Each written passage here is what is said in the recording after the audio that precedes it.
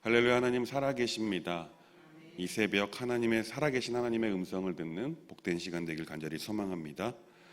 오늘 본문이 기록된 잠언 6장은 일상생활에서의 4가지 교훈과 하나님을 거스르는 7가지 죄악이 기록되어 있습니다.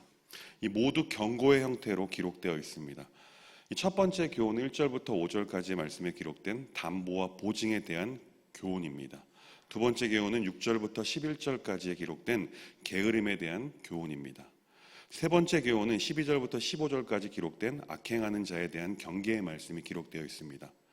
이 세 번째 교훈과 네 번째 교훈 사이에 16절부터 19절까지의 말씀에 하나님을 거스르는 7가지 죄악이 기록되어 있습니다. 네 번째 교훈은 음행에 대한 경계의 말씀으로 오늘 살펴볼 본문인 20절부터 마지막 35절까지의 말씀은 물론이고 넘어가서 다음 장 7장까지 이 음행에 대한 경계의 말씀이 계속 이어지고 있습니다. 네 번째 교훈은 모든 이들에게 권면하는 말씀이지만 특별히 솔로몬은 젊은이들에게 초점을 맞추어 경고하고 있습니다. 앞선 5장의 정절에 대한 교훈이 기록된 것을 다시금 재차 교훈하는 형식으로 이 젊은이들의 음행의 문제가 솔로몬 당시에도 심각하게 대두되어 있음을 짐작할 수가 있습니다. 오늘 본문 20절 말씀의 시작을 내 아들아 라고 표현하고 있습니다. 솔로몬은 교훈을 할 때 대부분 내 아들아 라는 표현으로 잠언 대부분에서 이 아들이라는 표현을 자주 찾아볼 수가 있습니다. 이것으로 알 수 있는 것은 솔로몬은 당시 젊은 세대에게 지대한 관심을 가지고 있었던 것으로 보입니다.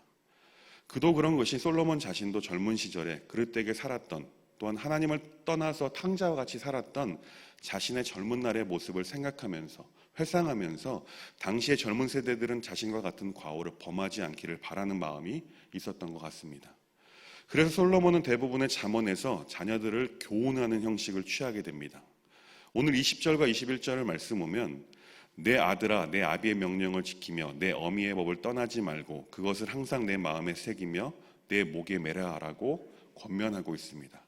그런데 이 말씀을 단순하게만 보면 젊은이들에게만 하는 말씀처럼 보이기 때문에 우리와는 상관이 없는 말씀이라고 생각하실 수도 있습니다. 그러나 그렇지 않습니다.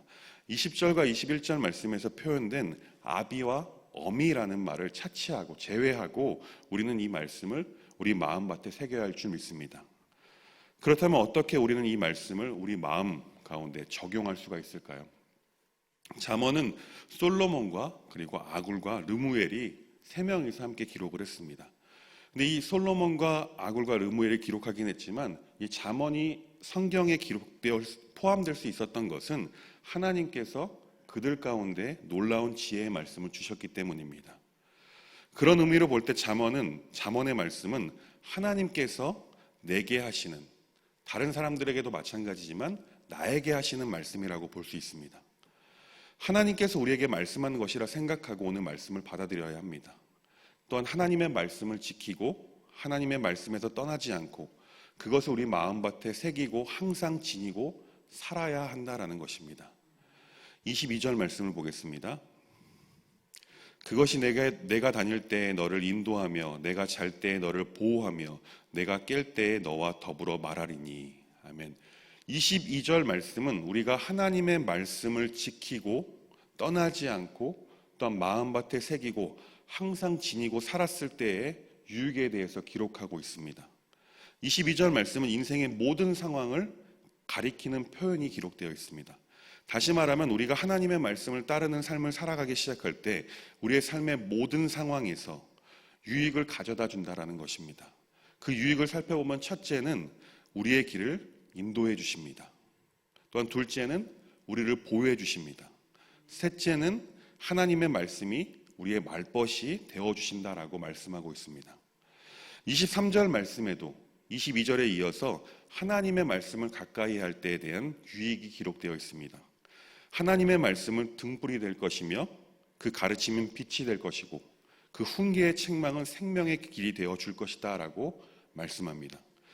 여기서 명령이란 표현과 등불이라는 표현은 특수한 상황을 말합니다.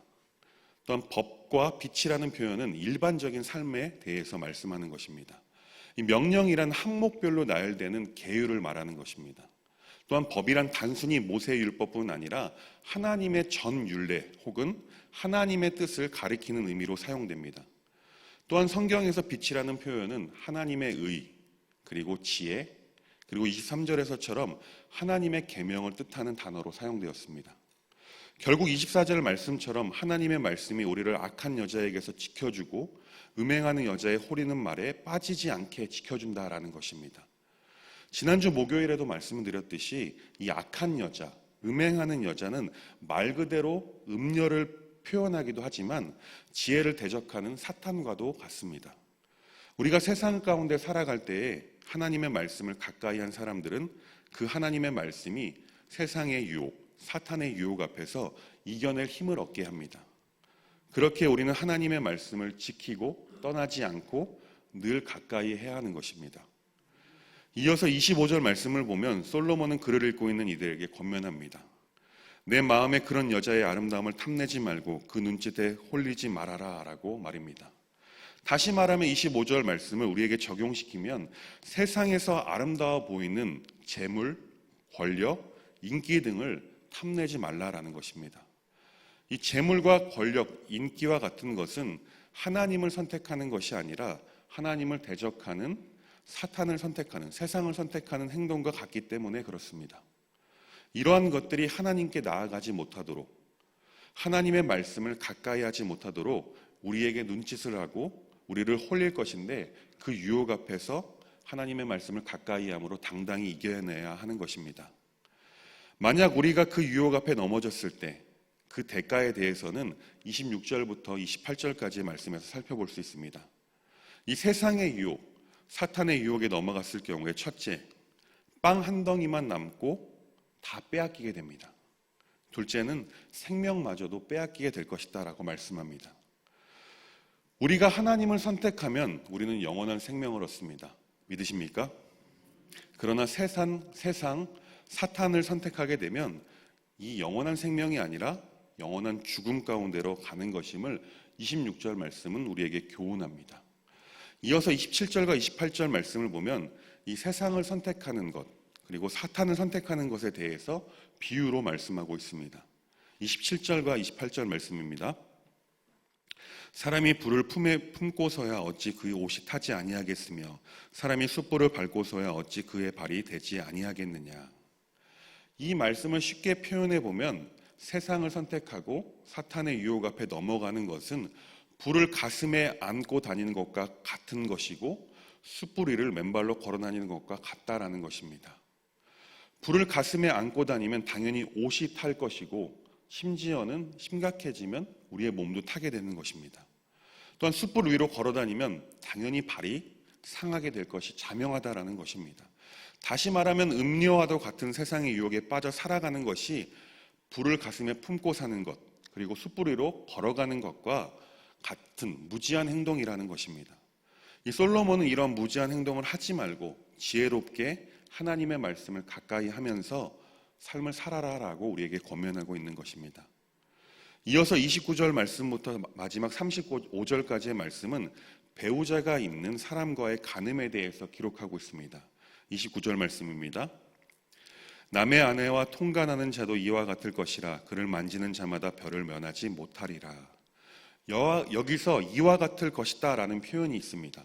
이 표현은 앞서 말하고 있는 무지한 행동을 불을 안고 사는 것, 숯불위로 걸어가는 그 행동이 바로 다른 사람의 아내를 탐내는 것처럼 무지한 행동이다라는 것입니다.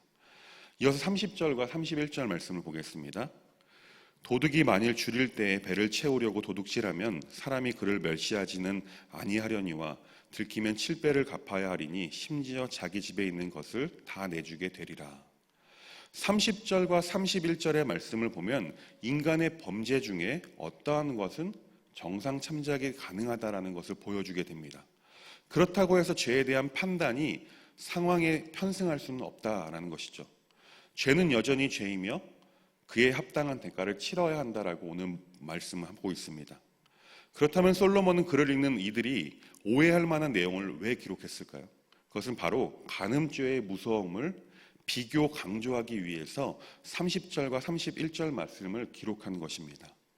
정상이 참작되는 범죄가 있는 반면에 간음은 돌이킬 수 없고 용서받을 수 없는 큰 범죄라는 것입니다. 이어서 32절에서는 여인과 음행하는 것이 무지한 것이다라고 공언합니다. 그리고 여인과 음행하는 것이 자신의 영혼을 망하게 하는 지름길이다라고 선언합니다. 그렇습니다. 세상에 빠져 사는 것이 바로 무지한 행동인 것입니다. 그리고 세상에 빠져 사는 것은 사람의 영혼을, 우리의 영혼을 망하게 하는 지름길이 됩니다.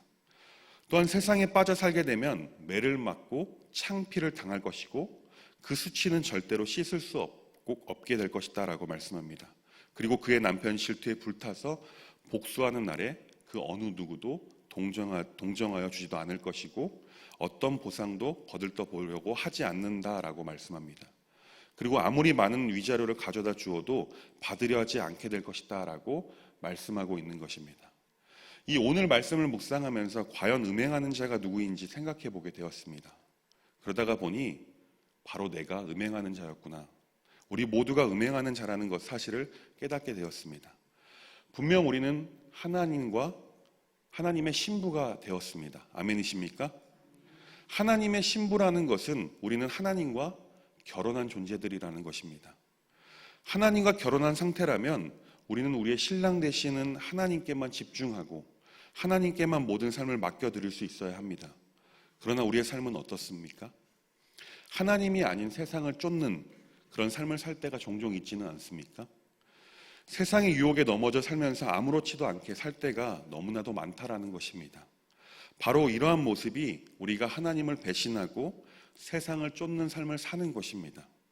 바로 오늘 본문에 기록되어 있는 무지한 사람이 바로 나라는 것, 우리라는 것을 깨닫게 되었습니다. 아니 어쩌면 본문에 기록되어 있는 음행하는 자보다 더 무지한 사람이 바로 우리인 것입니다. 왜 그럴까요? 우리는 우리의 신랑 되시는 하나님을 분명하게 알고 믿습니다. 그리고 이미 성경을 통해서 경고의 말씀을 주셨음에도 여전히 세상과 하나님을 저울질하고 가운데서 왔다 갔다 하는 우리가 더 무지한 사람이다라는 것입니다. 물론 모든 사람은 세상의 유혹 앞에서 자유롭지 못할 것입니다. 또한 모든 사람은 이 세상의 유혹 앞에서 넘어질 수 있습니다. 우리도 이러한 세상의 유혹 앞에 넘어질 수도 있습니다. 그럼 우리는 어떻게 해야 할까요? 넘어졌다면 일어나서 툭툭 옷을 털고 돌아서면 되는 것입니다. 더욱 하나님의 말씀과 가까워지려 노력하면 되는 것입니다.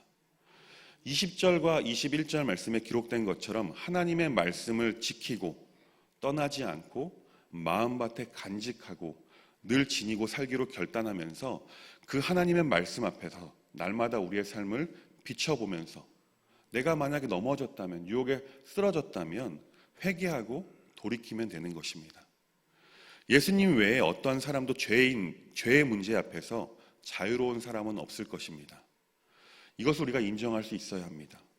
결국 우리가 어쩔 수 없는 죄인이라는 것을 인정할 수만 있게 된다면 우리는 하나님께 더욱더 가까이 나아갈 수 있고 하나님을 더욱더 찾을 수 있게 된다라는 것입니다.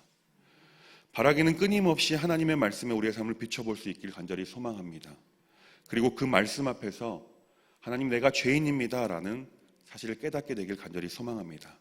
그래서 우리의 삶 가운데 다른 어떤 것을 구하는 것이 아니라 세상을 쫓는 삶을 사는 것이 아니라 오직 하나님만 구하는 삶을 살아가게 되길 간절히 소망합니다. 또한 하나님의 도우심을 간절히 바라고 원하는 법안의 모든 교우님들 되시길 간절히 소망합니다. 기도하겠습니다.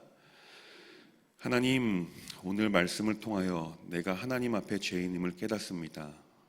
또한 세상의 유혹 앞에 자유로울 수 있는 존재가 아님을 깨닫습니다. 그렇게 우리 모두는 하나님의 도우심이 절실히 필요합니다. 주님 앞에 서는 그날까지 우리의 삶 가운데 우리를 인도하시고 지켜주시고 보호하여 주옵소서. 우리는 끊임없이 말씀 앞에서 우리를 비춰볼 수 있도록 우리에게 믿음을 더하여 주옵소서. 오늘 이 하루도 주님의 말씀과 더욱 가까이 살아가는 삶이 될 수 있도록 하나님 인도하여 주옵소서. 예수님의 이름으로 기도합니다. 아멘.